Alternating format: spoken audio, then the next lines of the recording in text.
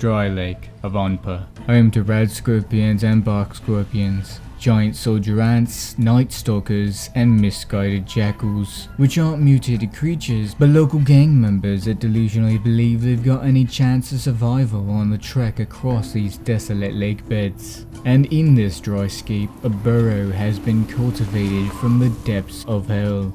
Approximately 100 meters below the surface, a Radscorpion queen lies in wait, nurturing offspring with the remains of unfortunate souls. Ambitious adventurers, hopeful prospectors, and risk seekers have all found their end in this very cavern, while the rest were no doubt dragged down through the limestone by hunters of the nest after being stung clean through.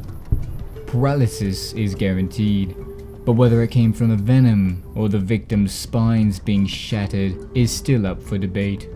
When not feasting, to pass the time, many Radscorpions practice their burrowing techniques, though sometimes their efforts betray them, as sandpits suck them in, turning a leisurely learning activity into a question of survival. That question being, oh shit, did I just get myself killed with sand of all things? In this predicament, some become frantic, lashing about as they call for aid, but in time most come to terms with the prospect of an accidental burial or two as they adjust their burrowing strategies. The smaller Radscorpions occasionally attempt to help their trapped siblings before they realize it's unnecessary, and they have no ability to help anyway. For the ones that get trapped over extended periods, the thrashing often tires them out, resulting in them giving up and ultimately sleeping off the problem. Eventually, they'll find that sand suffocation is not likely to deal any real harm to them.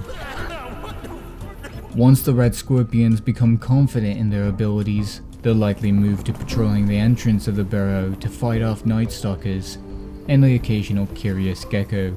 But the queen will likely never leave the cavern, not for any biological reason, but more so that it can't be bothered to try, a lack of care allowing the rest of the inhabitants of the Mojave to be spared for the time being. Now one might ask, if no one survives the plunge into that cavern of nightmares, then how did we get the footage? The answer is rather simple. I spent my last 3 weeks' profit to soup up an iBot, send him down the hole, and once he gets to the bottom, he starts playing smooth jazz to serenade the Radscorpions. Or, well, I think it's serenading them, but they might not even sense it. Either way, money well spent.